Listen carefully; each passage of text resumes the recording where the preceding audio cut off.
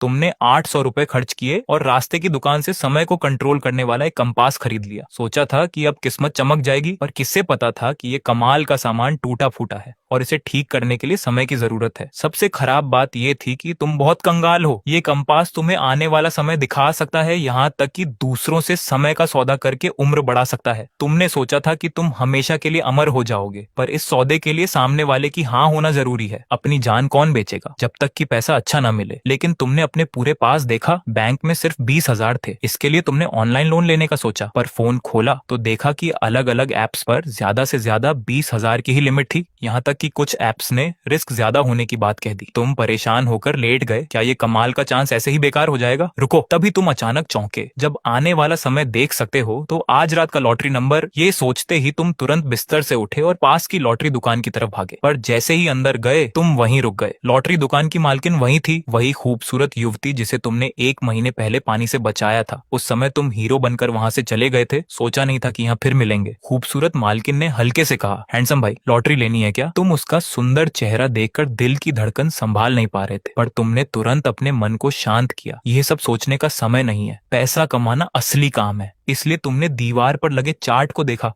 मन ही मन कंपास को याद किया और उसे चालू किया। अगले ही पल तुम्हारी आंखों के सामने समय तेजी से आगे जाने लगा। कुछ घंटे बाद तुमने खुद देखा कि उस सुंदर मालकिन ने पेन उठाकर चार्ट पर आज रात का जीतने वाला नंबर लिखा। तुमने तुरंत वह नंबर नोट कर लिया, 0203 11 17 29 30 3। पर तुम फिर सोच में पड़ गए। कहते हैं लॉटरी में पहले से नंबर जानने वालों को रोकने का सिस्टम होता है। सीधे फर्स्ट इनाम जीता तो सब खत्म हो जाएगा। इसलिए तुमने आखिरी नंबर 3 को बदलकर 4 कर दिया, निशाना सेकंड इनाम पर लगाया। पर तभी कूपन देने वाला तुम्हारा हाथ हवा में ही रुक गया। जब एक ही बार चांस मिलना है तो थोड़ा ज्यादा क्यों ना लिया जाए? सेकंड इनाम में तो सिर्फ कुछ लाख ही मिलते हैं। खेलना है तो बिग गेम खेलो, सीधे इनाम डबल करो। तुम ज्यादा लालच भी नहीं करना चाहते थे, कहीं ऐसा ना हो कि रकम बहुत बिग हो जाए और नंबर बदल जाए तो पूरी मेहनत बेकार हो जाएगी। 40 लाख तुम्हारी परेशानी दूर करने के लिए बहुत थे। इसीलिए मालकिन की अजीब तरह से देखने के बीच तुम दुकान से निकलकर अपने कमरे पर आ गए। इसके बाद तुम कंपास के बारे में रिसर्च करने लगे। तुम्हारे दिमाग में एक जरूरी बात आई, तुम्हारी खुद की उम्र कितनी बची है? तुमने तुरंत आंखें बंद की और कंपास से संपर्क किया। अगले ही पल कुछ नंबर दिमाग में आए, 66 साल 6 महीने 6 दिन 6 घंटे 6 मिनट 6 सेकंड। तुम अभी 22 साल के हो, यानी तुम 88 साल तक जी सकते हो। अब तुम्हें तसल्ली हुई। तुम शांत होकर नंबर आने के समय का इंतजार करने लगे। रात को 7 बजे के बाद तुमने एक ब्लैक कोट पहना और बाहर निकले। लॉटरी दुकान में उस सुंदर मालकिन के अलावा एक अधेड़ उम्र का आदमी चार्ट देखने में बिजी था। मालकिन ने तुम्हें देखा तो मजाक में कहा, अरे हैंडसम भाई, फिर आ गए। फर्स्ट इनाम का नंबर सोच लिया क्या? तुमने मुस्कुराकर जवाब दिया, बिल्कुल, आज रात का इनाम तो मैं ही जीतूंगा, कोई कुछ नहीं कर सकता। उस आदमी ने यह सुना तो सिर उठाकर चश्मा ठीक किया और अजीब तरह से बोला, मैं 10 साल से रिसर्च कर रहा हूँ फिर भी नहीं जीता, तुम एक दोपहर में जीत जाओगे। तुम मुझसे फालतू बात नहीं करना चाहते थे, बस इतना बोले, मानना पड़ेगा तुम्हारी रिसर्च को। तुमने उसकी बातों पर ध्यान नहीं दिया, बल्कि सुंदर मालकिन से किस्मत की बातें करने लगे। वह आदमी हंसा, अपने 3 कूपन लिए और सिर हिलाते हुए चला गया। दुकान में सिर्फ तुम और वह बचे थे। मालकिन ने मजे लेते हुए तुम्हें देखा, अब कोई नहीं है, क्या मुझे अपना नंबर दिखाओगे? तुमने काउंटर पर हाथ रखा और थोड़ा स्टाइल से बोले,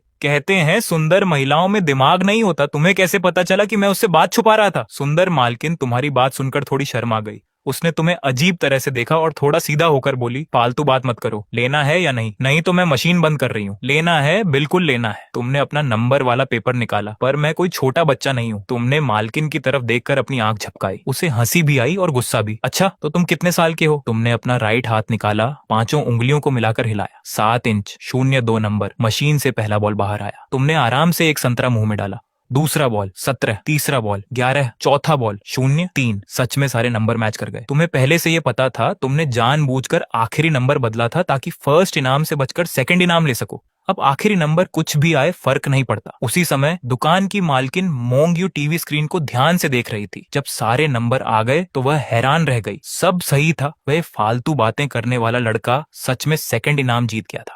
उसने इतने सालों में कभी सेकंड इनाम भी सामने होते नहीं देखा था। क्या इस लड़के को पहले से कुछ पता था? अगले दिन सुबह तुम सीधे लॉटरी सेंटर पहुंचे। इस बार का सेकंड इनाम 42 लाख का था। तुमने डबल किया था तो कुल रकम 84 लाख हुई। 20% टैक्स कटने के बाद तुम्हें 67.2 लाख मिले। बैंक का मैसेज आते ही तुम्हारी मुस्कान रुकने का नाम नहीं ले रही थी, पर तभी तुम्हें थोड़ा अजीब सा महसूस हुआ। तुमने तुरंत अपनी उम्र देखी, तुम्हारी उम्र पूरे 7 दिन कम हो गई थी। तो आने वाले समय को बदलकर पैसा कमाने की कीमत उम्र का कम होना था, पर 7 दिन की क्या बिसात, यह तो फायदे का सौदा है। इसके बाद तुमने सैलून का काम छोड़ दिया और समय के व्यापारी बनने की तैयारी में लग गए। नकली चेहरा, मास्क, बिना नाम का फोन, सिम, तुमने पूरी दोपहर लगाकर सारा सामान खरीदा, यहाँ तक कि 3,000 रुपए खर्च करके गुप्त सिम कार्ड भी लिए। तैयारी पूरी करके तुम एक ऐसे छोटे होटल में रुके जहाँ पहचान पत्र नहीं मांगते थे। तुम कोई रिस्क नहीं लेना चाहते थे, किसे पता वहाँ कोई छिपा हुआ कैमरा हो। बिस्तर पर जाने के बाद तुमने खास फोन और नया सिम निकाला। तुम्हें पता था कि ऑनलाइन कस्टमर खोजना भले ही निशान छोड़ जाए, पर आमने सामने मिलने से सेफ है। इसलिए तुमने सोशल मीडिया ऐप खोला और एक ब्लैक फोटो के साथ लिखा,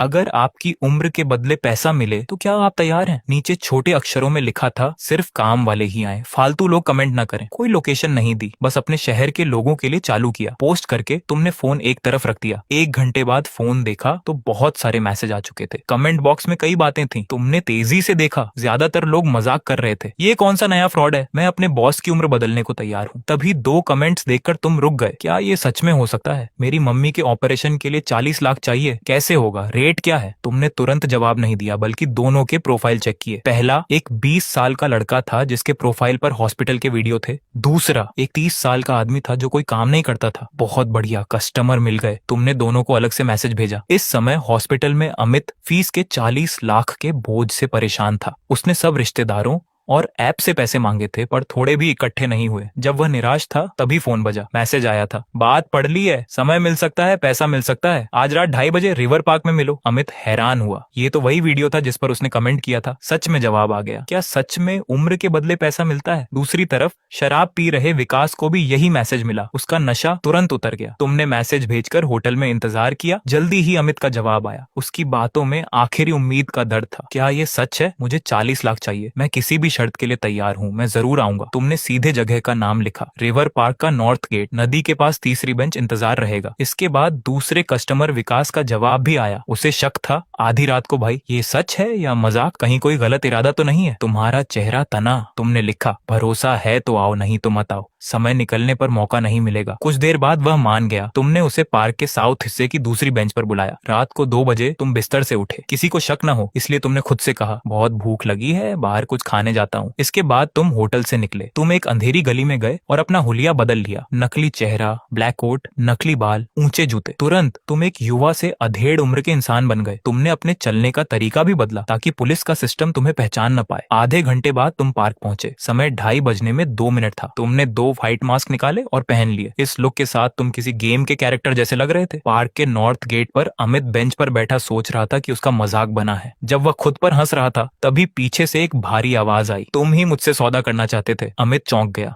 उसने मुड़कर देखा कि एक व्हाइट मास्क और ब्लैक कोट वाला आदमी खड़ा है। उसने पूछा, तुम कौन हो? तुम धीरे से बोले, आवाज बदलकर, मैं समय का व्यापारी हूँ। अमित की आंखों में उम्मीद आई। क्या तुम सच में पैसे दोगे? बिल्कुल सच। तुमने सिर हिलाया, पर इसके लिए तुम्हें अपनी उम्र देनी होगी। क्या तैयार हो? अमित चुप रहा। ये बात अजीब थी, पर उसके पास कोई और रास्ता नहीं था। उसने पूछा, कैसे होगा सौदा? तुम्हारी भलाई देखकर 1 साल की उम्र के बदले 60,000 रुपए मिलेंगे, क्या मंजूर है? 1 साल के 60,000। अमित का चेहरा सफेद पड़ गया। उसे 40 लाख चाहिए थे, यानी लगभग 7 साल की उम्र देनी होगी। 7 साल? वह अब भी सिर्फ 25 साल का है। लाइफ के सबसे अच्छे 7 साल। पर अगर सौदा नहीं किया तो माँ की जान चली जाएगी। तुम बस शांत होकर उसे देख रहे थे, कुछ नहीं बोले। एक व्यापारी का अपना रुतबा होता है। 1 साल के 60,000 का रेट भले ही कम था, पर तुम्हारे पास बचे 70 लाख के हिसाब से यही सही था। अमित सिर झुकाकर बैठ गया। उसके हाथ कांप रहे थे। कुछ देर बाद उसने आंखें उठाई और पूछा, क्या तुम्हें पता है मैं कितने साल जीऊंगा? तुमने कहा, अभी 57 साल और हैं। ठीक है, इसी समय। अमित ने हिम्मत की, मैं तैयार हूँ।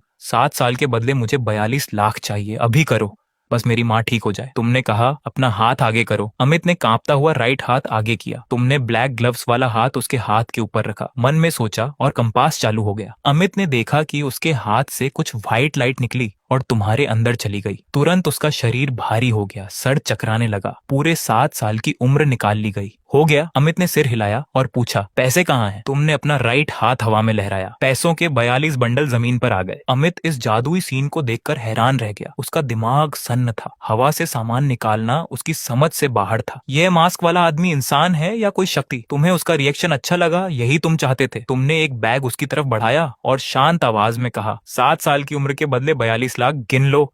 आज की बात किसी को पता नहीं चलनी चाहिए, अगर बाहर आई तो जान चली जाएगी। अमित डर गया, उसने सिर हिलाया। मैं समझ गया, कसम खाता हूँ किसी को नहीं बताऊंगा। उसे पैसे लेकर जाते देख तुमने समय को आगे बढ़ाकर देखा कि उसकी आगे की 2 साल की लाइफ कैसी होगी। तुमने एक सांस ली। सच में परेशान इंसान है, पर अच्छी बात थी कि उसने बात छुपाई। और मजे की बात कि तुम दोनों आगे फिर मिलने वाले थे। इसके बाद तुम पार्क के साउथ हिस्से में गए। विकास सिगरेट पी रहा था, उसने गुस्से में सिगरेट फेंकी। साला किसी ने मजाक किया, दिमाग खराब है। वह जाने ही वाला था कि तुम्हारी भारी आवाज आई। इतनी जल्दी हिम्मत हार गए? विकास चौंक गया। उसने एक स्टिक निकाल ली थी, पर जब उसने तुम्हारा यह अजीब हुलिया देखा तो वह थोड़ा डर गया। भाई कोई शो चल रहा है क्या? तुम फालतू बात नहीं करना चाहते थे, सीधे उसकी लाइफ लाइन देखी। सब सेफ जानकर तुमने पूछा, उम्र के बदले पैसा चाहिए या नहीं? विकास ने आसपास देखा जैसे कोई वीडियो बन रहा हो। कैमरा कहाँ छिपाया है? तुमने गुस्से में कहा। लेना है या नहीं? विकास ने देखा कि बात सच है। उसने स्टिक रखी। हाँ, क्या रेट है? 1 साल की उम्र के 40,000। 40,000? विकास भड़क गया। भाई मजाक कर रहे हो क्या? 1 साल के सिर्फ 40,000? तुमने आंखें घुमाई और उसका सच सामने रख दिया। तुम 32 साल के हो, 13 साल से घर वालों के पैसों पर जी रहे हो।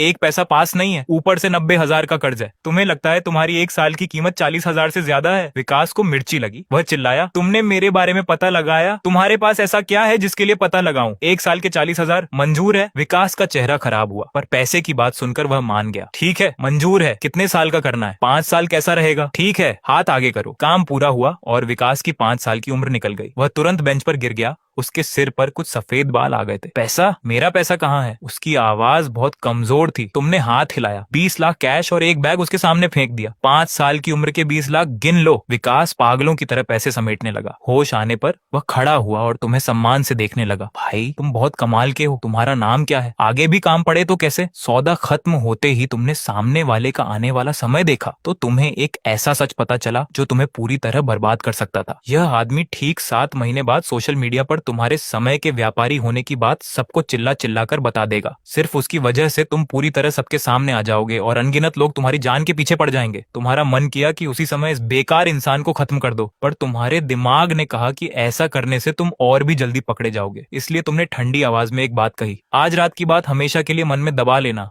अगर बाहर आई तो इसी समय जान चली जाएगी। यह कहकर तुम सीधे मुड़कर चले गए और मन में पक्का कर लिया कि इस आदमी से आगे कोई सौदा नहीं करना है। पर तुम इतनी जल्दी में गुस्से की वजह से नहीं भागे थे, बल्कि एक और बहुत ही हैरान करने वाली बात हो गई थी। तुम्हारे दिमाग के अंदर मौजूद समय के कंपास ने पूरे 12 साल की उम्र सोखने के बाद कुछ हलचल दिखाई थी। जब से तुमने इसे अपना बनाया था उसके बाद पहली बार इसमें कोई हरकत हुई थी। क्या यह ठीक होने वाला था? तुम्हारा दिल तेजी से धड़कने लगा। तुम अपनी खुशी छिपाते हुए उन पुरानी गलियों से निकले जहाँ कैमरे बहुत कम थे। इधर उधर घूमकर तुमने अपना असली हुलिया बदला और तेजी से छोटे होटल में वापस आकर खुद को बिस्तर में अच्छे से पैक कर लिया। इसके बाद तुमने अपने दिमाग से उस कंपास को बाहर याद किया। सच में कंपास का जो हिस्सा पहले एकदम ब्लैक था, इस समय वहां हल्की सी चमक दिख रही थी और एक अजीब सी ताकत उसके अंदर चल रही थी। क्या ये ठीक हो गया? तुमने अभी खुद से पूछा ही था कि अगले ही पल आंखों के सामने अंधेरा छा गया। तुम तुरंत वहीं बेहोश होकर गिर गए। तुम्हारे बेहोश होने के बाद वह कंपास चमकते हुए फिर से तुम्हारे दिमाग के अंदर चला गया और तेजी से घूमने लगा।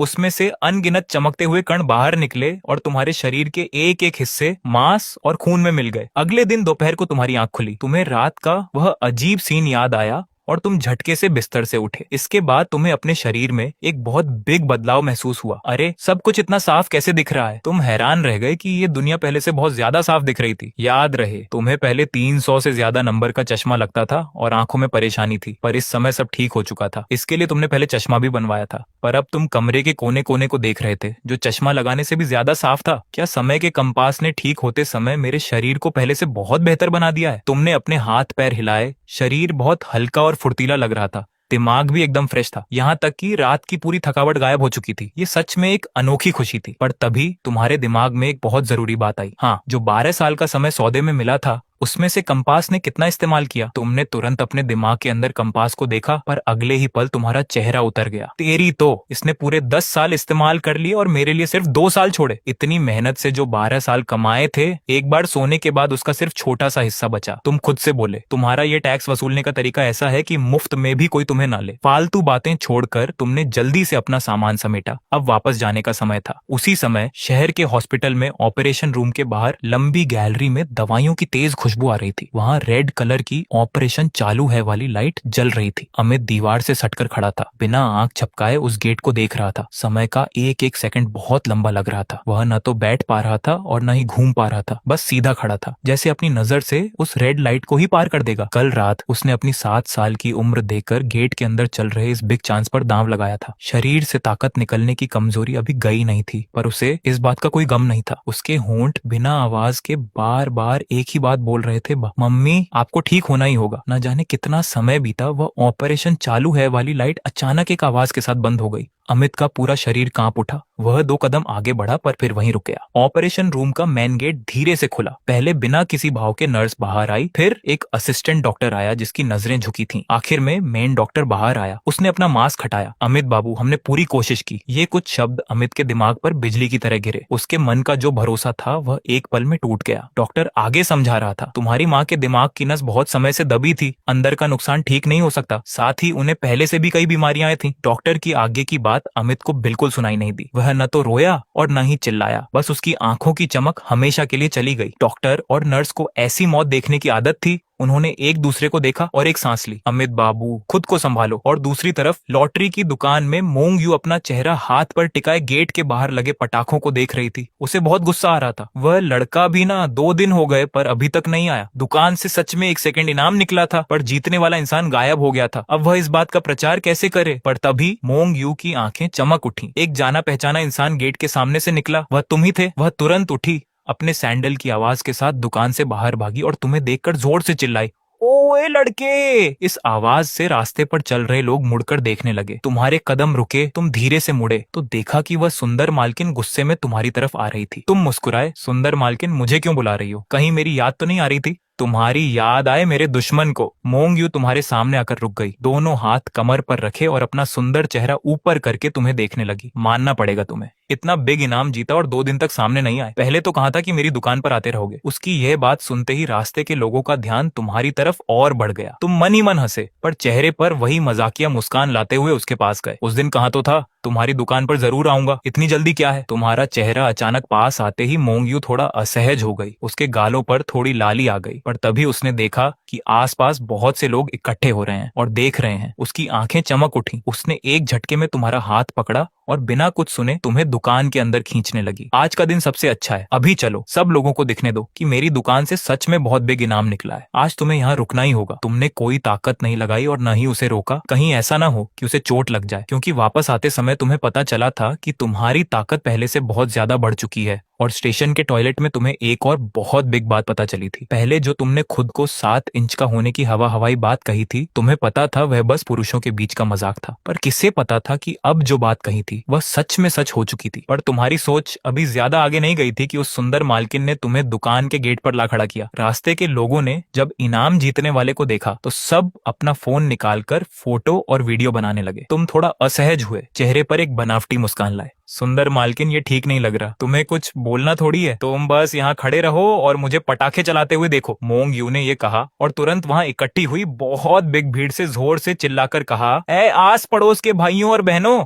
इन हैंडसम भाई ने परसों मेरी दुकान से 2nd इनाम जीता है। टैक्स कटने के बाद भी बहुत सारे लाख मिले हैं। जैसे ही उसने ये बोला, भीड़ में एकदम से शोर मच गया। अनगिनत जलने वाली निगाहें और फोन के कैमरे सीधे तुम्हारी तरफ घूम गए। तुम हंसे या रोए समझ नहीं आया, बस एक बनावटी मुस्कान चेहरे पर ले आए। पर मोंग यू को तुम्हारी शर्मिंदगी से कोई मतलब नहीं था। वह तो बहुत खुशी से दुकान के गेट पर ही पटाखे जलाने लगी। तभी एक बहुत ही एक्साइटेड आवाज बीच में आई, अरे तुम ही हो छोटे भाई। तुमने और मोंग यू ने एक साथ मुड़कर देखा तो वही चश्मे वाला आदमी जो उस दिन दुकान में चार्ट देख रहा था, भीड़ को हटाते हुए तेजी से पास आ रहा था। वह पक्का यहाँ का शोर सुनकर आया था और उसने तुम्हें एक नजर में पहचान लिया था। वह चश्मे वाला तुम्हारे सामने आया। उसकी आंखें चमक रही थीं, जैसे उसने कोई बहुत कीमती सामान देख लिया हो। तुम सच में जीत गए। एक अधेड़ उम्र के आदमी को इस तरह घूरते देख तुम्हारे शरीर में अजीब सी सिहरन हुई। तुम बिना आवाज के 2 कदम पीछे हटे और लाचार होकर हाथ फैला दिए। बिल्कुल उस दिन दोपहर को ही मैंने कहा था कि मैं जीतूंगा, तुमने भी तो देखा था ना। मोंगयू ने ये देखा तो तुरंत बात संभाली और मुस्कुराते हुए आगे बोली, हाँ हाँ, देखो कितनी अजीब बात है। उस दिन तुम बोल रहे थे कि ये सिर्फ बातें बना रहा है, पर देखो ये सच में जीत गया, सेकंड इनाम मिला है भाई। ये सुनते ही उस चश्मे वाले के चेहरे के भाव बहुत ही अजीब हो गए। वह 10 साल से ज्यादा समय से लॉटरी पर रिसर्च कर रहा था, पर एक बार भी नहीं जीता, और तुम जैसे बातें बनाने वाले युवा ने एक ही बार में सेकंड इनाम जीत लिया। ये इंसाफ कहाँ का है। अगले ही पल वह तो सीधे पैर पकड़ने को तैयार हो गया। भाई नहीं गुरुजी, क्या मुझे भी सिखा सकते हो, मैं चेला बनने को तैयार हूँ। इस सीन ने आसपास के सब लोगों के मन की बात को एकदम 7वें आसमान पर पहुंचा दिया। तुम मन ही मन चिल्लाए,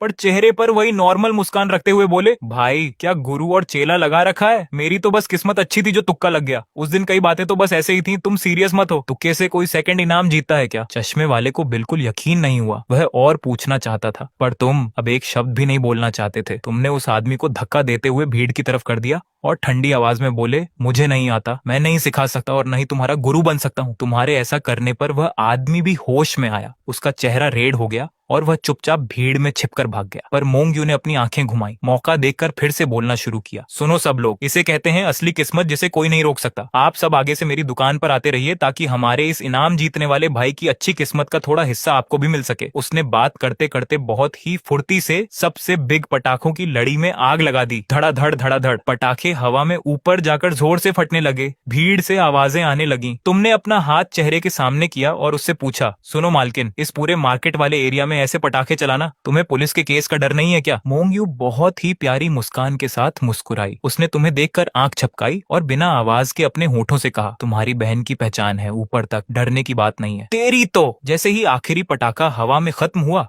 मोंगयू देखने वाले लोगों को हटाने लगी। उसे बिजी देखकर तुमने वहां से खिसकने का सोचा, पर मोंगयू ने एक झटके में तुम्हारा हाथ पकड़ा और सीधे दुकान के अंदर खींच लिया। उसने शीशे का गेट बंद किया और बाहर अभी बंद है का बोर्ड टांग दिया। उफ, बहुत थकावट हो गई। मोंगयू ने अपने सैंडल उतारे, अपने सुंदर पैरों को सॉफ्ट चप्पल में डाला और फिर अचानक तुम्हारे बहुत पास आ गई। उसकी महक सीधे तुम तक पहुंची। अरे, मुझे अभी तक तुम्हारा नाम नहीं पता। तुम इस खुशबू से थोड़ा असहज हुए, तुरंत एक कदम पीछे हटे। समीर। और तुम्हारा। मोंगयू ने तुम्हें ऐसे परेशान देखा तो मुंह पर हाथ रखकर हंसी। सोचा था तुम बहुत हिम्मत वाले हो। मुझे मोंगयू कहते हैं। तुम दोनों ने एक दूसरे को जाना और आपस में सोशल मीडिया नंबर शेयर किया। नंबर शेयर करते समय तुम्हारा हाथ बहुत साफ था। आखिर जब तुम हेयर स्टाइलिस्ट का काम करते थे तो एक दिन में 10 से ज्यादा लड़कियों के नंबर सेव करते थे। तुम्हारे अकाउंट में पूरे 2000 से ज्यादा लोग थे, जिसमें 1900 तो सुंदर लड़कियां, कॉलेज की छात्राएं, नर्स और डॉक्टर थीं। हर तरह की प्रोफाइल थी, पर वे सारी सुंदर लड़कियां अगर इस मोंगयू के सामने आ जाएं तो सब फीकी लगेंगी। मोंगयू का फिगर, चेहरा और बात करने का तरीका तुम्हारे हिसाब से एकदम परफेक्ट था, पर तुम्हारे मन में उसकी एक ही कमी आई, वह कुंवारी नहीं थी। पर अब तुम समय के कंपास के मालिक हो तो तुम्हारी पसंद ऊंची क्यों ना हो, ये तो नॉर्मल बात है। वह कितनी भी अच्छी हो, कुंवारी नहीं है तो नहीं है। इसीलिए नंबर बस आगे कभी देखने बात करने के लिए ही सेव किया था। पर तुमने मन में सोचा कि थोड़ा पता लगाना पड़ेगा। अगर उसका कोई पुरुष मित्र हुआ तो यह नंबर डिलीट करना होगा। किसी और की पत्नी से दूर रहना ही तुम्हारा नियम है। तभी मोंगयू ने तुम्हारे नंबर सेव करने के तेज तरीके को देखा और अपनी आंखें ऊपर की।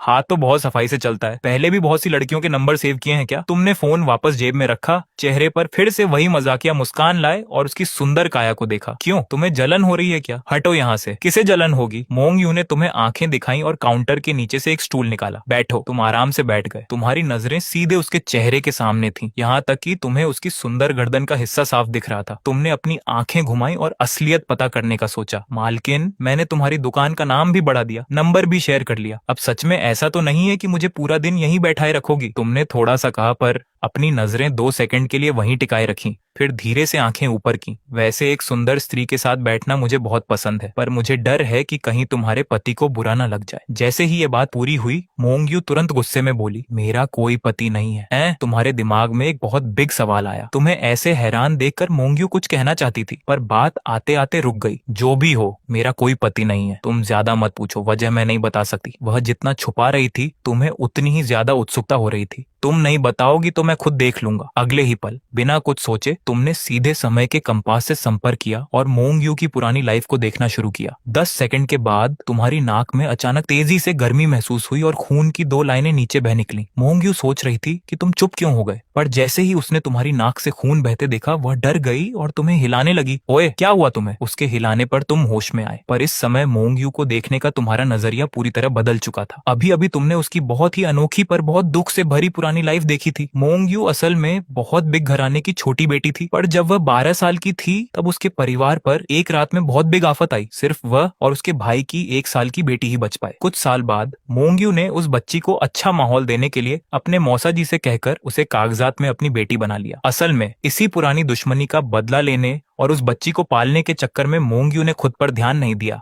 वह 28 साल की हो चुकी थी, पर आज भी पूरी तरह पवित्र और कुंवारी थी।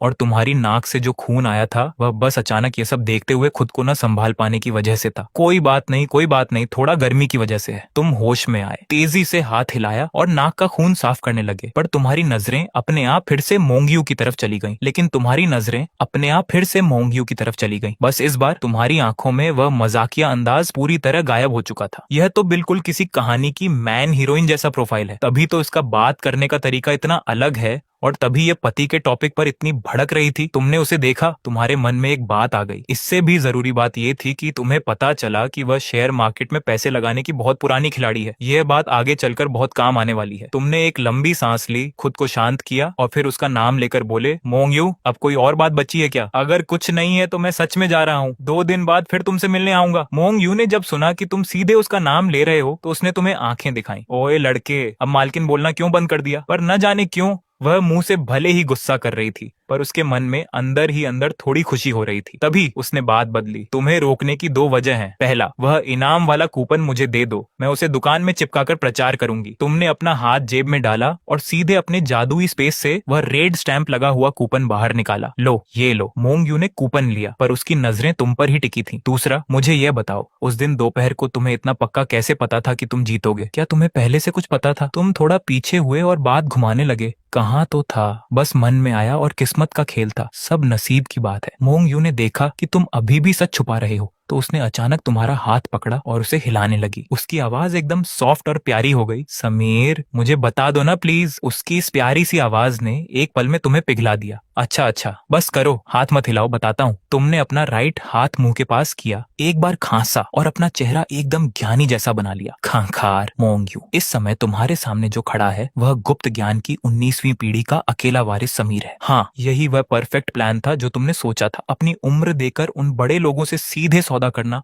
और समय को न रोक पाना, यह तो खुद की जान आफत में डालना है। इसलिए बहुत सोच समझकर तुमने दूसरा रास्ता चुना। तुम किसी का भी बीता हुआ और आने वाला समय देख सकते हो, तो लोगों को उनका भविष्य बताकर कुछ फीस लेना कोई गलत बात तो नहीं है। इसके लिए तुमने खुद को गुप्त ज्ञान की 19वीं पीढ़ी का वारिस बना लिया। कौन इस बात को झूठा साबित कर सकता है? अगर सही बताया तो असली वारिस, और गलत हुआ तो यानी अभी पूरी विद्या नहीं सीखी। पर तुम्हारे पास तो समय का कंपास है, गलत होने का तो चांस ही नहीं है। इस दुनिया के सबसे बिग ज्ञानी की कुर्सी अब तुम्हारी ही होने वाली थी, और यही पहचान आगे चलकर तुम्हारे पास आने वाले बहुत सारे पैसों का सबसे अच्छा बहाना बनने वाली थी। गुप्त ज्ञान का अकेला वारिस। मोंगयू ने अपनी आंखें घुमाई। उसे एक पल के लिए समझ नहीं आया, पर जब उसने तुम्हारा ये गंभीर चेहरा देखा तो उसे लगा कि तुम मजाक नहीं कर रहे हो। समीर, तुम सच कह रहे हो? तुम तुरंत सीधे होकर बैठ गए, पूरी तरह एक बाबा के रूप में आ गए। एकदम सच। तुम्हारा ये अंदाज देखकर मोंगयू को सच में थोड़ा डर लगने लगा। उसकी नजरें अब अचरज से शक में बदलने लगी। तभी उसने अपनी आवाज बहुत कम की, मन में थोड़ा सम्मान लाते हुए बोली, तो उस दिन दोपहर को तुम्हारा इनाम जीतना कोई तुक्का नहीं था, तुमने पहले से हिसाब लगाया था। बिल्कुल, जब मैं हिसाब लगा सकता हूँ तो फर्स्ट इनाम क्यों नहीं लिया? यही सोच रही हो ना उम्मीद? तुमने सीधे अपनी आंखें ऊपर की। पहले तो लग रहा था तुम बहुत चालाक हो, पर अब फिर वही नासमझी वाली बात कर रही हो। तुम्हें लगता है वे लोग मुझे फर्स्ट इनाम जीतने देते? मोंगयू को अपनी बात पर थोड़ी शर्म आई। तब उसे एहसास हुआ कि उसने एक बेवकूफी भरा सवाल पूछा है। हाँ, मैंने इस बात पर ध्यान नहीं दिया। अगले ही पल उसे कुछ याद आया और उसकी आंखें चमक उठी। तो अभी जो तुम्हारी नाक से खून आया, क्या तुमने छिपकर मेरा चेहरा देखकर मेरा भविष्य जाना था? जिसके बाद यह हुआ, तुम्हारा दिल जोर से धड़का, पर चेहरे पर तुमने कुछ दिखने नहीं दिया, बल्कि एक हल्की सांस ली और थोड़ा थका हुआ सा नाटक किया। दूसरों की पुरानी बातें देखना प्रकृति के नियम के खिलाफ है, इसमें बहुत ताकत खर्च होती है। तुम थोड़ी देर चुप रहे और फिर बोले, मैंने अभी सच में अनजाने में तुम्हारी पुरानी लाइफ देख ली थी। नाक से खून आना बस उसी का एक छोटा सा असर है। कोई बात बात नहीं। जैसे ही तुम्हारी ये बात पूरी हुई, मोंग यू अचानक बहुत ज्यादा भावुक हो गई। समीर, क्या तुमने कुछ देखा? क्या तुम्हें पता चला कि उस सब के पीछे कौन इंसान था? उसकी वे सुंदर आंखें जो पहले बहुत प्यारी लग रही थीं, इस समय गुस्से और बदले की भावना से भर गई थीं। तुम मन ही मन दुखी हुए। सच में पूरे परिवार के खत्म होने का ये गम उसके दिल की सबसे दुखती रग थी। पर कमाल की बात यह थी कि जो बात खुद मोंग यू को नहीं पता थी, भला तुम्हें कैसे पता होती? तुमने सच बता दिया। मोंग यू,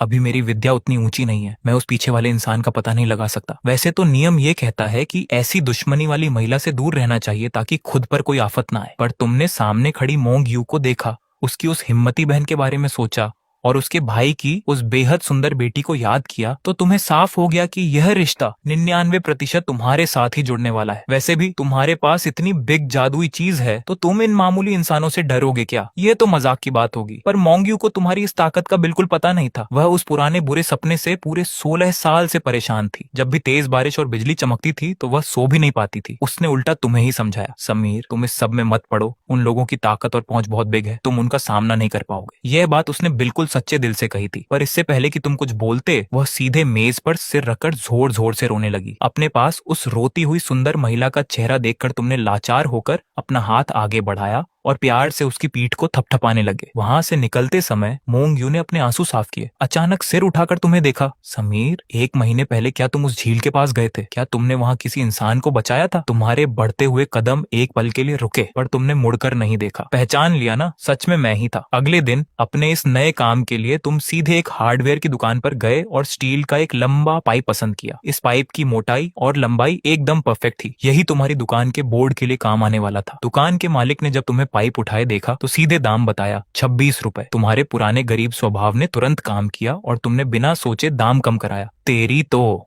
बहुत महंगा दे रहे हो, ऐसा पाइप तो ऑनलाइन ऐप पर 4 रुपए से भी कम का मिलता है। मालिक का चेहरा गुस्से में नीला पड़ गया। वह कुछ बोलने ही वाला था कि तुम्हें अचानक ध्यान आया कि अब तुम्हारी पहचान क्या है। जो इंसान अब अमीर बन चुका है वह 20-30 रुपए के लिए बहस कर रहा है। ये तो साख खराब करने वाली बात है। तुमने तुरंत फोन से पेमेंट किया, पाइप लिया और अपने कमरे पर आ गए। ये पाइप ही कल बाबा बनने के लिए तुम्हारे बोर्ड का डंडा बनने वाला था। यही नहीं, तुम एक स्टेशनरी की दुकान पर गए और पूरे 320 रुपए खर्च करके एक सुंदर हल्के ब्लू डिजाइन वाला लिखने का कपड़ा खरीदा। साथ ही पेन, इंक और पेपर भी ले लिया। घर आकर तुमने उस कपड़े को हॉल के फर्श पर धीरे से फैलाया। वह साफ कपड़ा देखने में बहुत ही शानदार लग रहा था। उम्मीद है कि मेरी माओबीजी लिखने की कला खराब नहीं हुई होगी। तुम बचपन में फिल्मों के बहुत शौकीन थे और इन सब कलाओं को पसंद करते थे। एक गांव के लड़के के लिए बाकी चीजें तो बहुत दूर की बात थी, पर लिखने का काम तुमने अच्छे से सीखा था। ये कला तुम्हारे दादाजी ने बचपन से सिखाई थी। भले ही ये किसी बहुत बिग आर्टिस्ट जैसा ना हो, पर इसमें एक अलग ही स्टाइल था। इस समय तुमने हाथ में वह पेन पकड़ा, उसे साफ पानी में गीला किया, अच्छे से इंक लगाई, अपनी आंखें बंद की और मन को एकाग्र किया। तुम वहां कोई लिखने का माहौल नहीं बना रहे थे, बल्कि अपने दिमाग में आखिरी बार गुप्त ज्ञान के वारिस वाले रूप को पक्का कर रहे थे। अगले ही पल तुमने अचानक आंखें खोली, हाथ हवा में रोका, पेन की नोक नीचे की ओर बहुत ही शानदार तरीके से तेजी से चलाकर 4 बिग अक्षर उस कपड़े पर लिख दिए, देवता दिखाएंगे रास्ता। तुम 2 कदम पीछे हटे, अपनी इस कला को ध्यान से देखा। स्याही कपड़े के आर पार जा चुकी थी और अक्षर बहुत ही सुंदर लग रहे थे, खासकर वह पहला अक्षर जिसे जितना देखो उतना अच्छा लग रहा था। वाह, बहुत सालों से पेन नहीं पकड़ा था, पर कला कम होने के बजाय और बढ़ गई। बहुत बढ़िया। तुम्हें अच्छे से पता था कि ये सब समय के कंपास का कमाल था। उसने तुम्हारे शरीर को इतना बेहतर बना दिया था कि लिखने के तरीके में एक जादुई चमक आ गई थी। तुमने बहुत ही आराम से उस कपड़े को सूखने के लिए बालकनी में टांग दिया, फिर अपनी ठुड्डी पर हाथ रखा। बोर्ड हो गया, डंडा हो गया, पर इस काम के क्लोथ्स कहाँ हैं? अभी समय काफी बचा था, इसलिए तुमने तुरंत एक ट्रेडिशनल क्लोथ्स वाली दुकान पर जाने का फैसला किया। वहां काफी मशक्कत के बाद तुमने पूरे 6,800 रुपए खर्च किए और 2 सेट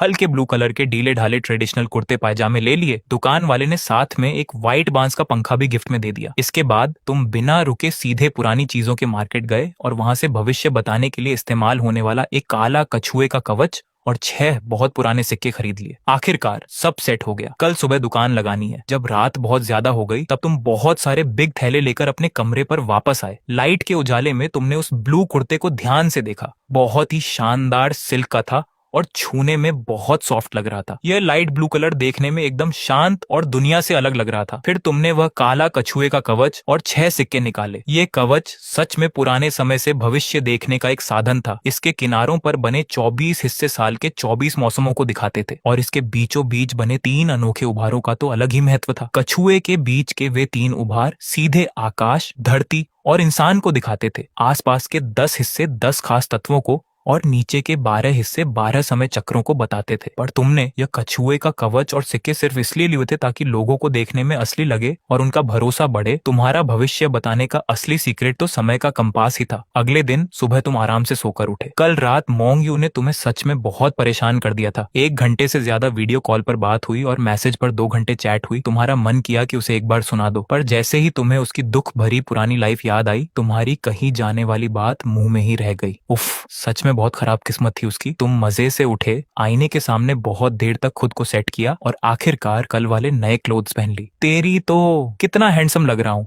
तुमने आईने के सामने खुद की तारीफ की। इस होली के साथ तुम्हारा ये चमकता हुआ हैंडसम चेहरा ऐसा लग रहा था कि जब तक तुम मुंह न खोलो तब तक तुम दुनिया से अलग कोई बहुत पहुंचे हुए ज्ञानी बाबा ही लगोगे। तुमने तुरंत अपना सामान समेटना शुरू किया। कछुए का कवच, सिक्के, पंखा और वह बोर्ड का कपड़ा, सब कुछ अपने जादुई स्पेस में रख लिया। रहा वह स्टील का पाइप तो वह बहुत लंबा था, इसीलिए उसे हाथ में ही पकड़ना पड़ा। तुम मेट्रो में बैठे और सीधे चैनलोंग पीक वाले पिकनिक स्पॉट की तरफ चल दिए। यह इस शहर का सबसे फेमस और बहुत बिग घूमने का स्थान था। माउंटेन के नीचे बने टूरिस्ट सेंटर पर लोगों की बहुत बिग भीड़ थी और बहुत शोर हो रहा था। तुम भी भीड़ के साथ सीढ़ियों से ऊपर गए और मेनीरिया के चौक में पहुंच गए। ये चौक 2 हिस्सों में था। नीचे वाले हिस्से पर कोई टैक्स नहीं लगता था, इसीलिए वहां बहुत शोर था और छोटे मोट बेचने वाले घूम रहे थे। तुम्हें वह जगह बिल्कुल पसंद नहीं आई, इसीलिए तुम सीढ़ियां चढ़कर ऊपर वाले चौक में आ गए। इस हिस्से का माहौल सच में बहुत बेहतर था। यहाँ सब तरफ एक जैसे छोटे टेंट लगे हुए थे जो बहुत सलीके से दिख रहे थे। यहाँ तक कि दोनों तरफ की दुकानें भी बहुत बिग गोल्ड और गिफ्ट शॉप्स में बदल चुकी थी। सबसे जरूरी बात ये थी कि यहाँ पहले से ही भविष्य बताने की कई दुकानें थी। तुम्हारी नजरें तुरंत वहां गईं। देखा कि लेफ्ट साइड की 2 दुकानें काफी बिग थीं, जिन पर सटीक भविष्य और पक्का हिसाब के बोर्ड लगे थे। शीशे के गेट के पीछे ट्रेडिशनल कपड़े पहने लोग आने वालों से बहुत शान से बातें कर रहे थे। काम बहुत अच्छा चल रहा था, एकदम प्रोफेशनल टीम लग रही थी। अरे वाह, यहाँ तो पहले से इतने सारे लोग हैं, मुकाबला बहुत कड़ा है। पर तुम्हारे मन में कोई डर नहीं आया, बल्कि तुम्हें और मजा आने लगा। तुम उस स्टील के पाइप को लेकर चौक के किनारे घूमने लगे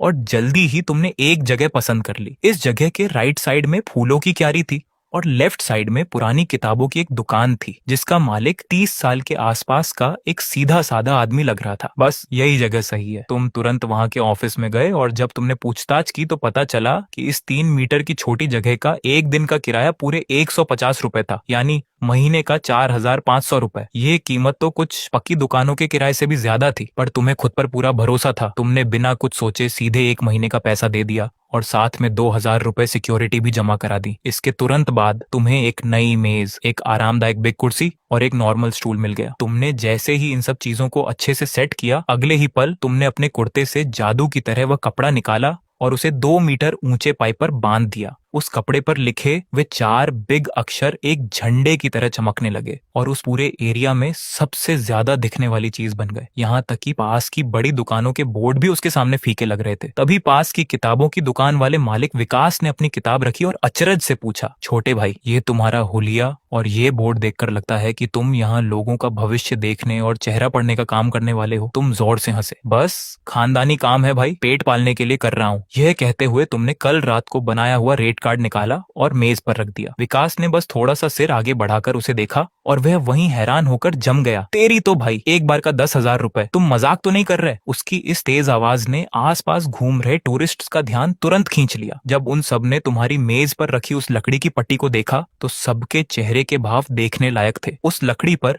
बहुत ही सुंदर तरीके से लिखा था, पर जो लिखा था वह होश उड़ाने वाला था। गुप्त ज्ञान की 19वीं पीढ़ी का वारिस समीर, एक बार का 10,000 रुपए से शुरू, सिर्फ कैश का सौदा। 10,000 से शुरू। पास में अपने पोते को लिए खड़ी एक बूढ़ी अम्मा तो तुरंत भड़क गईं। इतनी कम उम्र में यहाँ सीधे डकैती डाल रहे हो क्या? सही बात है। पास की उस सटीक भविष्य वाली दुकान में सबसे महंगा काम भी 1,000 रुपए से कम का है। ये लड़का पैसों के लिए पागल हो गया है क्या? तभी एक चाची वहां रुकी, तुम्हारी दुकान को देखा, सिर हिलाया और हंसते हुए तंज कसा। देखने वालों की भीड़ बढ़ती ही जा रही थी और लोगों की फुसफुसाहट तेज हो गई थी। एक बार का 10,000 रुपए, यह बात उनकी सोच से बिल्कुल बाहर थी। इसे तो बहुत बिगलूट ही खा जाएगा। पर तुम्हारे पास खड़ा विकास बहुत परेशान हो गया। वह तुम्हारे पास आया और धीमी आवाज में बोला, समीर भाई, तुमने ये रेट कुछ गलत तो नहीं लिख दिया? 10,000 रुपए, ऐसे में भला कौन तुम्हारे पास आएगा? ये कहते हुए उसने आसपास की दुकानों की तरफ इशारा किया, जिसका मतलब साफ था, तुम एक रास्ते पर दुकान लगाने वाले होकर इन बड़ी दुकानों से 100 गुना ज्यादा दाम मांग रहे हो। ये तो खुद का काम बंद करने वाली बात है। तभी तुम्हारी लेफ्ट साइड की सटीक भविष्य दुकान के बाबा और पक्का हिसाब दुकान के बाबा भी यह सब शोर सुनकर बाहर आ गए। दोनों का सामना हुआ तो दोनों ने एक दूसरे को देखकर मुंह बनाया, क्योंकि एक ही काम वाले आपस में दुश्मन होते हैं। पर जब वे भीड़ को पार करके आए और उन्होंने तुम्हारा वो रेट कार्ड देखा तो पहले तो वे हैरान हुए, फिर उनके चेहरों पर बहुत बिग मजाक उड़ाने वाली मुस्कान आ गई। उनकी समझ में भविष्य बताना बस सामने वाले का चेहरा देखना, मीठी बातें करना और थोड़े बहुत पैसे लेकर उसे खुश करना था। किसे पता था कि तुम जैसा एक अनजाना युवा सीधे 10,000 रुपए मांग बैठेगा। सच में पैसों की बहुत भूख है इसे।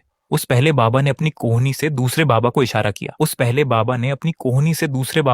किया। अरे, हमारी इन दुकानों के गेट पर इतना बिग ज्ञानी आया है, तुम्हारा क्या सोचना है? दूसरा बाबा बहुत ही खराब मुंह बनाकर बोला, लोगों को खींचने वाला नासमझ लड़का है। उसने अगर सच में काम शुरू कर दिया तो न जाने क्या मुसीबत खड़ी करेगा। सच में मजाक है। पर आसपास के लोगों के इस शोर और शक के बाद भी तुम बहुत आराम से अपनी बिग कुर्सी पर बैठे रहे। चेहरा एकदम शांत था। तुमने अपनी मेज पर रखा बांस का पंखा भी उठा लिया, उसे धीरे धीरे हिलाने लगे, अपनी शांत नजरों से सब लोगों को देखा और आखिर में तुम्हारी नजर विकास पर टिकी। विकास भाई, कुछ गलत नहीं लिखा, एक बार का पूरे 10,000 रुपए ही है। तुम्हारी आवाज धीमी थी पर एकदम साफ सुनाई दे रही थी। मैं गुप्त ज्ञान का वारिस हूँ। मैं आने वाले समय की एक लकीर को देखता हूँ, जीवन और मौत की मुसीबत को सुलझाता हूँ और किस्मत के चक्र को बदलता हूँ। यह सब बहुत बिग बातें हैं जो इंसानों के सुख दुख और भविष्य, यहाँ तक कि उनकी जान से जुड़ी है। भला इन नकली बाबाओं के खेल से इसकी क्या तुलना? तुम एक सेकंड रुके, फिर आगे बोले, और सुनो, ये 10,000 रुपए तो बस शुरुआत है। जिसके नसीब में होगा उसके लिए बहुत सारे लाख भी कम है। जिसके नसीब में नहीं होगा वह एक पैसा भी ज्यादा समझेगा। रही बात इसकी कि कोई आएगा या नहीं, तो मुझे खुद कोई जल्दी नहीं है। तुम क्यों इतने परेशान हो? और यह बातें वहां खड़े हर एक इंसान के कान में एकदम साफ पहुंची। तुम्हारी इन बातों में इतना दम था कि सुनने वाली भीड़ एक पल के लिए एकदम सन्न रह गई। वे मन ही मन सोचने लगे तो उन्हें लगा कि बात में कुछ तो दम है, पर उन्हें समझ नहीं आ रहा था कि इसमें क्या गलत है। सबसे जरूरी बात यह थी कि जब तुम ये बोल रहे थे तो बहुत शांत थे। चेहरे पर रत्ती भर भी घबराहट नहीं थी, बल्कि ऐसा लग रहा था कि मानो तुम कह रहे हो, भरोसा करना है तो करो वरना मत करो, मैं अपनी जगह से नहीं हिलूंगा। अरे, मुझे क्यों लग रहा है कि ये लड़का कुछ सही बात बोल रहा है। तुम उसकी बातों में मत आओ। क्या वह सही बता पाएगा? अभी उम्र ही क्या है उसकी, और चला है भविष्य बताने। तो फिर कोई ऊपर जाकर देखता क्यों नहीं? क्या तुम पैसे दोगे? जब लोग आपस में बहुत बातें कर रहे थे और यहाँ तक कि कुछ लोग आकर तुम्हारा झूठ पकड़ना चाहते थे, तभी चौक के रास्ते पर अचानक हलचल मच गई। देखा कि गहरे रंग के सूट पहने कुछ बॉडीगार्ड्स एक अधेड़ उम्र के आदमी को बचाते हुए ला रहे थे। उनके चलने का तरीका बहुत फुर्तीला था, चेहरे का भाव गंभीर था, जो आसपास के आम टूरिस्ट से बिल्कुल अलग दिख रहा था। और उनके बीच में चल रहा वह आदमी भले ही दिखने में बहुत सभ्य था, पर उसके माथे पर गहरी लकीरें थीं, जिसे देखकर साफ पता चल रहा था कि वह बहुत चिंताओं में डूबा है। किसे पता था? यह इंसान कोई और नहीं बल्कि चिन्नलिन ग्रुप का मालिक समीर चिन्नलिन था, जो पूरे शहर का सबसे बिग अमीर था, जिसके पास बहुत सारे 100 करोड़ थे। पर उसकी लाइफ में एक बहुत बिग परेशानी थी। उसके परिवार में कई पीढ़ियों से बस एक ही संतान होती आई थी, और उसमें भी एक अजीब सी खानदानी बीमारी थी। 20 साल से ज्यादा समय से उसके घर में जो भी बच्चे हुए वे सब दिमागी रूप से कमजोर थे। पूरी दुनिया के बड़े डॉक्टरों को दिखाने के बाद भी कोई उपाय नहीं मिला। हर महीने इस माउंटेन पहाड़ पर आकर पूजा पाठ करना भी बस मन की शांति के लिए था। जैसे ही वह बॉडीगार्ड्स के साथ वहां से निकलने वाला था, तभी अचानक उसकी नजर तुम्हारे उस ऊंचे लगे देवता दिखाएंगे रास्ता वाले बोर्ड पर गई,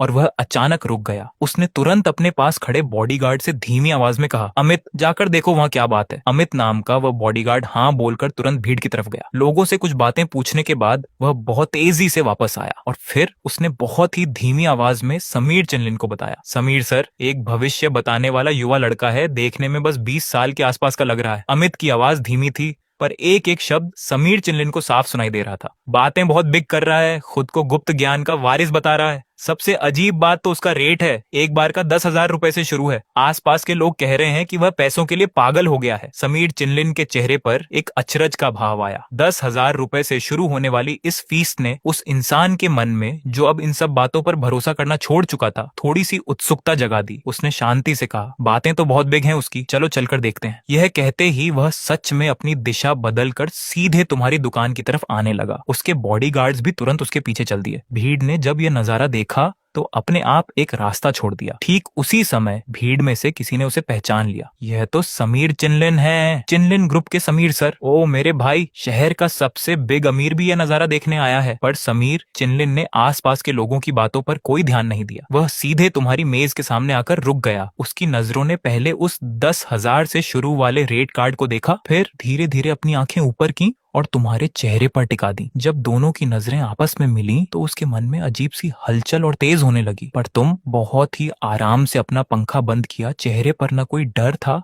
न कोई चापलूसी, बस अपने पंखे से सामने वाले स्टूल की तरफ इशारा किया। बैठिए। बस इन 2 शब्दों ने पूरी भीड़ के होश उड़ा दिए। इसके बाद सबकी हैरान आंखों के सामने उस शहर का सबसे बिग अमीर सच में तुम्हारे उस स्टूल पर बैठ गया। ओह मेरे भाई, सबसे बिग अमीर सच में भविष्य पूछने बैठा है। ऐसा कैसे हो सकता है? सब तरफ से हैरान होने की आवाजें आने लगी और पास में खड़े उन दोनों बाबाओं के तो जैसे होश ही उड़ गए। उनके मन में बहुत जलन होने लगी। ऐसा बिग इंसान जिसे वे पूरी लाइफ बस टीवी पर ही देख सकते थे, इस समय एक छोटे से लड़के से अपना भविष्य पूछने बैठा था। समीर चिनलिन उस स्टूल पर बैठकर तुम्हें देखने लगा। कुछ देर तक उसने भी कोई बात नहीं की। उसने 20 साल से ज्यादा समय तक व्यापार की दुनिया देखी थी, बहुत से लोगों को परखा था। उसकी आंखें बहुत तेज थीं, पर जब उसने तुम्हें देखा तो तुम्हारी आंखों में रति भर भी डर नहीं था, बल्कि एक अलग ही शान थी। समीर चिनलिन ने कुछ देर देखने के बाद जब पाया कि तुम खुद उससे कुछ नहीं पूछ रहे हो, तो उसने भी कोई चालाकी नहीं की और सीधे मुंह खोला, मैं जान सकता हूँ कि आपका नाम क्या है? जैसे ही उसने बात शुरू की, तुमने आखिरकार एक सामान्य मुस्कान दी। मुझे बस समीर कह सकते हैं। समीर चिनलिन ने अपनी हंसी को रोका। सामने खड़ा यह लड़का बस 20 साल का था, पर बातें एकदम बुजुर्गों जैसी कर रहा था। वह भी देखना चाहता था कि तुम्हारे अंदर क्या हुनर है। समीर जी, मैं आज यहाँ से निकल रहा था, मन में उत्सुकता हुई तो एक बात पूछने की हिम्मत कर रहा हूँ। उसने अपनी आंखें थोड़ी छोटी की और बात को घुमाया। क्या आप ये देख सकते हैं कि मैं आज यहाँ किस लिए आया हूँ और मेरी परेशानी क्या है? यह सवाल देखने में भले ही आसान था, पर असल में बहुत मुश्किल था। भविष्य बताने वालों के लिए ये सबसे कठिन तरीका होता है, जहां सामने वाला कोई जानकारी नहीं देता और तुम्हें खुद सब बताना होता है। अगर गलत हुआ तो नाम तुरंत खराब हो जाता है। पर तुम बस हल्का सा मुस्कुराए। समीर जी, पहले मैं एक बार सिक्कों का खेल देख लूं, फिर आपके सवाल का जवाब देता हूँ। सही रहेगा? जैसी आपकी इच्छा। इसके तुरंत बाद तुमने उस बांस के पंखे को मेज पर रखा, अपना राइट हाथ कुर्ते की लेफ्ट साइड वाली ढीली आस्तीन में डाला। अगले ही पल तुमने वहां से एक एक करके वह काला कछुए का कवच, 6 सिक्के, पेन, इंक और पेपर निकाल लिए। तुम्हारे इस एक हाथ की सफाई ने बहुत सी चीजें देख चुके समीर चिनलिन के भी होश उड़ा दिए। उसने दुनिया के सबसे बेहतरीन जादू के खेल देखे थे, पर इतनी पास से कोई इतनी सारी चीजें निकाल ले, ऐसा उसने कभी नहीं देखा था। पर आसपास खड़े लोग इस हुनर को समझ नहीं पाए। उन्हें बस यही लगा कि तुम्हारे कुर्ते की आस्तीन बहुत बिग है। तुमने उसे देखकर एक मुस्कान दी, फिर उन 6 सिक्कों को कछुए के कवच में डाला और बहुत ही आराम से उसे हिलाने लगे। पर तुम्हारा यह तरीका, जिसमें न तुमने जन्म का समय पूछा, न हाथ की लकीरें देखी, न चेहरा परखा और बिना कुछ पूछे सीधे काम शुरू कर दिया, यह देखकर सब लोग आपस में बहुत बातें करने लगे। क्या इस लड़के को सच में कुछ आता भी है? भला ऐसे भी कभी भविष्य देखा जाता है? आसपास के लोगों का शोर और बढ़ने लगा। बिना कुछ पूछे ही हिला रहा है, मुझे तो ये बस नाटक लग रहा है। समीर सर के सवाल का जवाब नहीं सूझा, इसलिए समय खराब कर रहा है। यहाँ तक कि वे दोनों बाबा भी पूरी तरह सोच में पड़ गए। बिना किसी जानकारी के सीधे काम शुरू कर देना, ऐसा उन्होंने अपनी पूरी लाइफ में कभी नहीं सुना था। पर तुम्हें इन सब बातों से कोई फर्क नहीं पड़ा। तुम्हारा ध्यान तो पूरी तरह से समय के कंपास के अंदर जा चुका था। तुम समीर चिनलिन के बीते हुए समय की लकीर को घुमाकर देखने लगे। तुमने देखा कि कैसे उसका व्यापार का एक बहुत बिग साम्राज्य खड़ा हुआ था। वाह भाई, इसका बिजनेस तो एकदम जादू की तरह चला है। 10 मिनट से भी कम समय में तुमने उसकी आधी लाइफ को देख लिया था और तुम ये भी अच्छे से जान चुके थे कि वह आज यहाँ किस खास वजह से आया है। पर तुम उसके यहाँ आने की असली वजह को भी अच्छे से जान चुके थे। लेकिन बाहर खड़े लोगों के लिए ये 10 मिनट का समय बहुत लंबा लग रहा था। देखते ही देखते समीर चिनलिन भी अपनी जगह पर बैठे बैठे परेशान होने लगा। उसका सब्र पूरी तरह खत्म हो रहा था। ठीक उसी पल जब वह उठकर वहां से जाने के लिए तैयार हुआ तभी कवच के हिलने की आवाज बंद हो गई। तुमने बहुत ही आराम से अपनी दोनों आंखें खोली, कछुए के कवच में से उन 6 सिक्कों को बाहर निकाला, पर तुम्हारी नजरें सीधे उस पर टिक गईं। समीर जी, जब पूरे 27 साल तक इंतजार कर लिया तो भला इन सिर्फ 10 मिनट के लिए इतना भी सब्र नहीं हो रहा? तुम्हारी इस हल्की सी कही बात ने वहां जैसे एक बहुत बिग धमाका कर दिया। जो समीर चिनलिन अभी उठने ही वाला था वह 1 सेकंड में वहीं एकदम सन्न रह गया। 27 साल, उसे एक एक बात बहुत अच्छे से याद थी। जब वह 22 साल का था तब उसकी संपत्ति पूरे 10 लाख से ज्यादा हुई थी और उसी साल उसे अपने शरीर की इस बीमारी के बारे में पता चला था। इस बात को उसने बहुत ही छिपा कर रखा था। उसके अलावा इस खास साल के बारे में कोई दूसरा इंसान जान ही नहीं सकता था, पर आज तुमने एक ही बार में उसका यह सच सबके सामने रख दिया था। समीर चिनलिन के गले से थूक नीचे गया। एक बहुत बिग बिजनेसमैन वाली उसकी वो शांति अब बिल्कुल गायब हो चुकी थी। उसके होंठ कांपने लगे। गुरुजी, क्या मेरे लिए अभी भी कोई आस बची है? पर तुम बस धीरे धीरे अपना सिर नामे हिलाने लगे। इस बारे में कुछ नहीं कहा जा सकता। इन 2 शब्दों ने समीर चिनलिन के चेहरे का सारा रंग ही उड़ा दिया। वह पूरी तरह से टूट गया। गुरुजी, ऐसा क्यों? आप क्यों कुछ नहीं कह सकते? तभी तुमने अपनी पलकें ऊपर की, एक लंबी सांस ली और बहुत ही आराम से 4 शब्द मुंह से निकाले। तुमने फीस नहीं दी। इस बात ने तो समीर चिनलिन की कमर ही तोड़ दी। वह पहले तो हैरान हुआ, फिर उसके उस बिना रंग वाले चेहरे पर अचानक बहुत बिग लाली आ गई। वह मन ही मन इतना ज्यादा चौंक गया था कि भविष्य पूछने की जो सबसे जरूरी फीस होती है वही देना भूल गया था। ये तो सच में बहुत बेइज्जती वाली बात हो गई थी। गुरुजी, मुझे माफ कर दीजिए, ये मुझसे बहुत बिग भूल हो गई। समीर चिनलिन तुरंत अपनी जगह से उठा और तुम्हारे सामने बहुत झुककर प्रणाम किया। उसका चेहरा शर्म से लाल हो चुका था। उसने तुरंत पीछे मुड़कर अपने बॉडीगार्ड पर जोर से आवाज लगाई, अमित जल्दी करो, पैसे निकालो। अगले ही पल बॉडीगार्ड अमित ने सीधे अपने बैग से नोटों की 2 गड्डियां निकाली जिन पर लगी सील भी नहीं खुली थी। पूरे 20,000 रुपए। उसने वे पैसे अपने मालिक के हाथ में दिए, जो समीर चिनलिन अभी तक बहुत ऊंचे रूप में दिख रहा था। इस समय वह खुद अपने दोनों हाथों में उन 20,000 रुपयों को लेकर बहुत ही तमीज से तुम्हारी मेज पर रखने लगा। समीर जी, यह एक छोटी सी भेंट है, आप इसे जरूर रख लीजिए। अभी मेरे मन का संतुलन खो गया था। जो भूल हुई उसके लिए मुझे बड़े दिल से माफ कीजिएगा। उसका बात करने का तरीका बहुत ही नीचा हो चुका था, यहाँ तक कि उसकी आवाज में एक गुहार थी, क्योंकि वह अपनी लाइफ की इस आखिरी आस को खोना नहीं चाहता था। तुमने नोटों की उन 2 गड्डियों को देखा,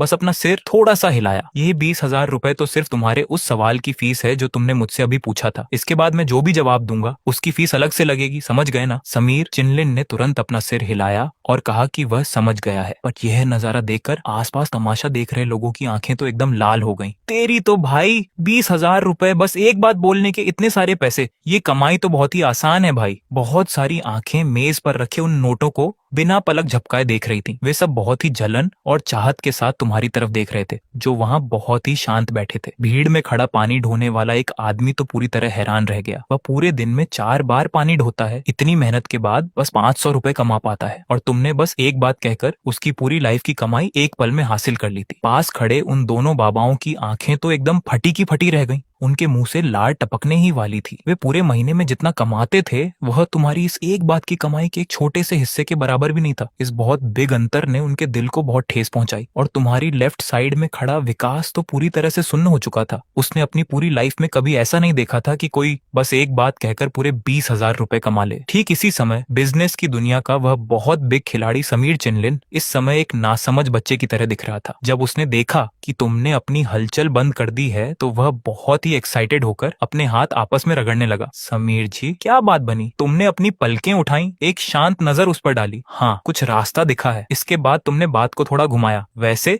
मुझे तुम्हारा पहले वाला वो अकड़ू रूप ज्यादा पसंद आ रहा था। तुम जरा वैसे ही बन जाओ। सामने खड़े समीर चिनलिन ने अपने सोने के चश्मे को थोड़ा सेट किया, अपनी एक्साइटमेंट को छुपाया और फिर से एक बिग बिजनेसमैन जैसी शांति चेहरे पर ले आया। अरे, मुझसे भूल हो गई समीर जी, अब आप कृपा करके साफ साफ बताइए। उसका यह रूप देखकर तुमने फिर से मेज पर रखे उन 6 सिक्कों को घुमाना शुरू किया।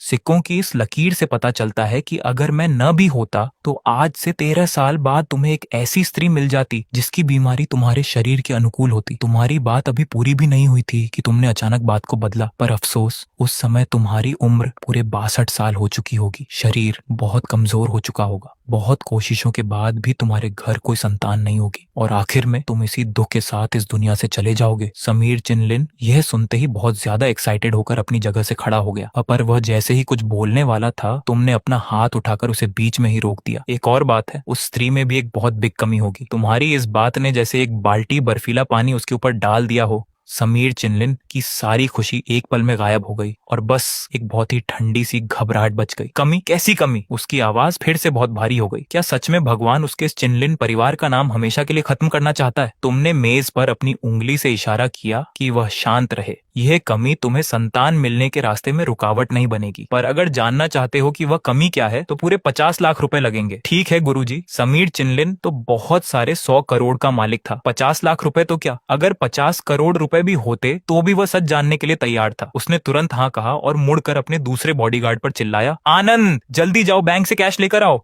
अगर लिमिट की दिक्कत हो तो अलग अलग बैंकों से निकालो। बॉडीगार्ड आनंद तुरंत भीड़ को हटाकर जाने ही वाला था, पर तभी तुमने आवाज दी, रुको। तुमने उसे वहीं रोक लिया। तुम्हारे चेहरे पर थोड़ी लाचारी थी। समीर जी, इतनी आफत पालने की कोई जरूरत नहीं है। जब सारी बातें साफ हो जाएंगी तब एक साथ ही पूरा हिसाब कर लेना। यह बात सुनकर समीर चिनलिन के मन में तुम्हारे लिए सम्मान और ज्यादा बढ़ गया। उसने तुरंत आनंद को वापस आने का इशारा किया। आपकी बहुत कृपा है समीर जी, मैं आपका बहुत आभारी हूँ। अब कृपा करके बताइए कि उस स्त्री में क्या कमी है। पर आसपास खड़ी भीड़ जब इस 50,000 रुपए के नंबर को सुन रही थी तो वे पूरी तरह से सुन्न हो चुके थे। अभी अभी 20,000 रुपए हाथ में आए थे और तुरंत ही फिर से 50,000 रुपए की बात हो गई और समीर चिनलिन ने बिना एक बार भी पलक झपकाए हाँ कह दिया। ओ मेरे भाई, आज तो सच में बहुत ही अनोखा नजारा देखने को मिल गया है। पर अफसोस इस बात का था कि तुमने यह बात बोलते समय अपनी आवाज बहुत धीमी रखी थी, इसलिए उन लोगों को बस 50,000 रुपए का नंबर सुनाई दिया, पर उसके पीछे की असली वजह वे नहीं जान पाए। इस समय पास खड़े वे दोनों बाबा तो जलन के मारे पूरी तरह पागल होने की हालत में थे। उनका चेहरा एकदम सफेद पड़ चुका था। अब तो उनमें जलन करने की ताकत भी नहीं बची थी। उनके मन में बस एक ही बात आ रही थी कि यहाँ से जितनी जल्दी हो सके भाग चलें। यह जगह अब उनके रुकने लायक नहीं थी। जब तुमने देखा कि समीर चिनलिन बहुत ही तमीज से बात सुन रहा है तो तुमने भी बात को और नहीं घुमाया। वह स्त्री इस समय पूरे 23 साल की है, दिखने में बहुत ही सुंदर है, पर उसका दिमाग बहुत शातिर है। वह कोई अच्छी इंसान नहीं है। इसके बाद तुमने उसकी लाइफ का वो सच खोला जो बदलने वाला था। अगर तुम्हारी लाइफ वैसे ही चलती जैसी पहले होने वाली थी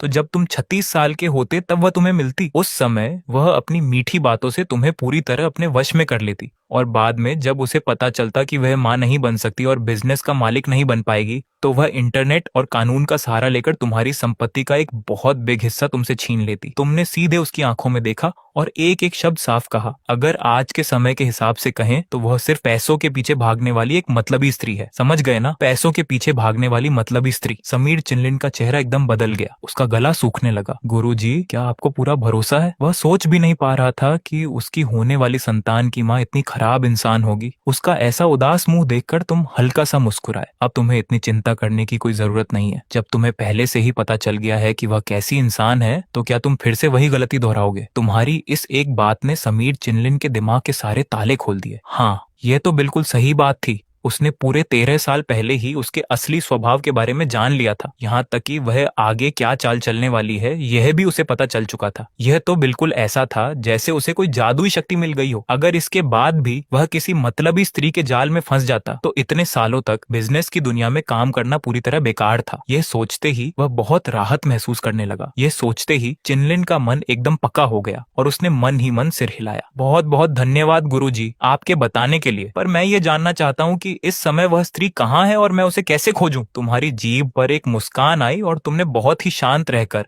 अपना दाम बताया। इस सवाल के पूरे 50 लाख रुपए लगेंगे। जी मैं समझ गया। चिनलिन ने जवाब देने में एक सेकंड की भी देरी नहीं की, इसलिए तुमने भी थोड़ा नाटक करते हुए मेज पर रखे सिक्कों को घुमाया। कुछ पल के बाद तुमने पेन उठाया और सफेद पेपर पर कुछ शब्द लिख दिए। रूपा वर्मा, 23 साल, रहने वाली, विकास नगर, तहसील कॉलोनी, रामपुर। लिखने के बाद तुमने वह पेपर समीर चिनलिन के सामने बढ़ा दिया। उसने उस पर लिखे नाम और पते को अपने दिमाग में अच्छे से बिठा लिया, फिर बहुत ही गंभीर होकर अपना सिर ऊपर किया। समीर जी, अगर सच में इस नाम का कोई इंसान मिला और उसने मेरी इस परेशानी को खत्म कर दिया तो मैं आगे चलकर आपको एक बहुत बिग इनाम दूंगा। तुमने अपना सामान समेटा, हाथ में पंखा लिया और चेहरे पर पूरा भरोसा दिखाते हुए बैठे रहे। हाँ, मैं तुम्हारे उस बिग इनाम का इंतजार करूंगा। समीर चिनलिन ने जब तुम्हारा यह रूप देखा तो उसने मन ही मन पक्का फैसला कर लिया कि अगर सच में उसकी परेशानी दूर हो गई तो 50 लाख रुपए तो क्या, अगर 50 करोड़ भी देने पड़े या बिजनेस की आधी संपत्ति भी देनी पड़ी तो भी वह पीछे नहीं हटेगा। बस उसके चिनलिन परिवार का नाम आगे चलता रहे, इसके लिए वह कोई भी कीमत देने को तैयार था। पर उसने ये बात मुंह से नहीं बोली, बस उस पेपर को अच्छे से समेटा और तुम्हारे सामने बहुत झुककर प्रणाम किया। समीर जी, ये पूरे 55 लाख रुपए की जो फीस है, इतने सारे कैश का लेन देन करने में बहुत रिस्क है, तो क्या मैं ऑनलाइन पेमेंट कर सकता हूँ? समीर चिनलिन न सिर्फ बहुत तमीज से बात कर रहा था, बल्कि वह तुम्हारा नंबर भी लेना चाहता था। इसके तुरंत बाद उसने अपने कुर्ते के अंदर वाले हिस्से से एक असली सोने का कार्ड निकाला और अपने दोनों हाथों से तुम्हारे सामने बढ़ा दिया। यह मेरा पर्सनल कार्ड है, कृपया इसे रख लीजिए। तुमने वह कार्ड लेकर एक नजर देखी, उस पर उसका पर्सनल नंबर लिखा था। इस कार्ड की मदद से समीर जिनलिन के बिजनेस ग्रुप की सभी जगहों पर हर तरह के वीआईपी हक मिल सकते थे। तुम्हें अपने मन में अच्छे से पता था कि कैश का लेन देन तुम्हारे लिए ज्यादा सही था, क्योंकि समय का सौदा सिर्फ कैश से ही हो सकता था। पर यह 50 लाख से ज्यादा का कैश सच में बहुत ज्यादा था, इसलिए तुम बहुत शांत होकर बोले, ठीक है, फिर ऑनलाइन पेमेंट ही कर दो। इसके तुरंत बाद तुमने पेन उठाया और पेपर पर खटाखट अपना अकाउंट नंबर और फोन नंबर लिखकर उसकी तरफ फेंक दिया। ये मेरा नंबर है, कोई काम ना हो तो फालतू में परेशान मत करना। समीर चिनलिन को तो जैसे कोई बहुत कीमती खजाना मिल गया हो। वह अच्छे से जानता था कि तुम जैसे पहुंचे हुए ज्ञानी का नंबर मिल जाना एक बहुत बिग सरप्राइज था। समीर जी, उस स्त्री को खोजने का काम मैं तुरंत शुरू करवाता हूँ। जैसे ही कोई पक्की खबर मिलेगी, मैं आपको बताने के लिए फिर हाजिर हो जाऊंगा। जब तुमने हल्के से हूं कहकर जवाब दिया, तब वह अपने सारे बॉडीगार्ड्स के साथ वहां से रवाना हुआ। समीर चिनलिन को दूर जाते देख चौक पर खड़े लोग तब जाकर अपने अचरज से बाहर आए। आधे घंटे में पूरे 57 लाख रुपए कमा लिए। वे दोनों बाबा तो मन ही मन सोच रहे थे कि अभी तुम्हारे पैरों में गिरकर तुम्हारे चेले बन जाएं, पर इस समय तुम उन 20,000 रुपयों के कैश को समेट कर अपनी बिग कुर्सी पर आराम से बैठ गए और अपने दिमाग में एक दूसरा हिसाब देखने लगे। अगले ही पल तुम्हारा दिल जोर से धड़का। तेरी तो इसमें तो पूरे 3 महीने का समय खत्म हो गया। सोचने वाली बात थी कि जो 12 साल का समय मिला था, उसमें से समय के कंपास ने 10 साल तो पहले ही काट लिए थे। तुम्हारे पास बस 2 साल बचे थे और इस एक काम में ही पूरे 3 महीने खत्म हो गए। तुम्हें अचानक एक बात समझ में आई, क्या हर इंसान के हिसाब से समय का वजन अलग अलग होता है? इस समीर चिनलिन के बिजनेस से लाखों लोगों का घर चलता है। उसकी किस्मत को बदलने का मतलब है बहुत बिग असर पड़ना, इसीलिए समय ज्यादा कटना भी नॉर्मल बात है। कुछ ही पल में तुम्हें अपनी इस परेशानी की असली वजह समझ में आ गई। तभी तमाशा देखने वाले लोग बहुत ही जलन के साथ वहां से हटने लगे। बस कुछ खुद को सुंदर समझने वाली लड़कियां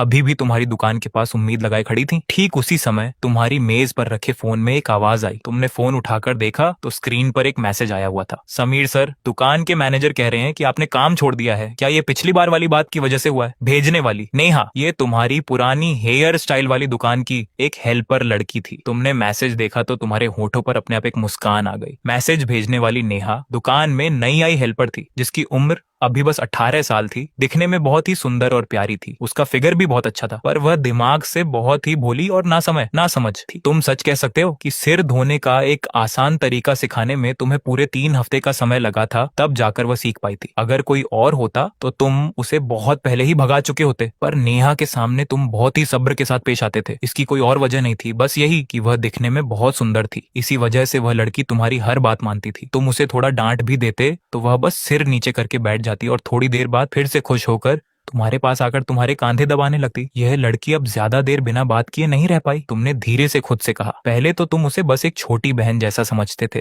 पर जब से यह समय का कंपास मिला है, तुम्हारे मन के विचार थोड़े बदलने लगे थे। इतनी सुंदर और भोली लड़की अगर हाथ से निकल गई तो सब लोग हंसेंगे। ये सोचते ही तुम्हारी उंगलियां फोन की स्क्रीन पर बहुत तेजी से चलने लगी। हाँ, काम छोड़ दिया। क्यों, मेरी याद आ रही है क्या? तुमने जानबूझकर थोड़ी मजाक वाली बात लिखी ताकि उस लड़की के मन की बात जान सको। अभी मैसेज भेजा ही था कि फोन जोर से हिलने लगा। नेहा ने सीधे वॉइस कॉल कर दी। तुमने अपनी भौहें ऊपर की और कॉल रिसीव कर ली। हेलो समीर सर, आपने अचानक काम क्यों छोड़ दिया? क्या कोई परेशानी हो गई है क्या? फोन के उस पार से उसकी बहुत ही साफ और भोली सी आवाज आई। पीछे थोड़ा शोर था। तुम सुनकर तुरंत समझ गए कि वह फिर से सामान रखने वाले छोटे कमरे में छिपकर बात कर रही है। तुम हल्का सा हंसे। मुझे क्या परेशानी होगी, बस लाइफ को एक नए तरीके से जीना चाहता हूँ। क्यों, मेरे जाने से तुम्हारा मन नहीं लग रहा क्या? फोन के उस पार से आवाज आना बंद हो गई। नेहा बहुत देर तक कुछ अटकती रही, फिर उसकी आवाज बहुत धीमी हो गई। हाँ, थोड़ा बुरा तो लग रहा है, और आपके जाने के बाद मुझे काम कौन सिखाएगा? तुमने तुरंत फैसला सुना दिया। तुम भी क्या ना समझो, क्या काम सीखोगी? कल का इंतजार करो,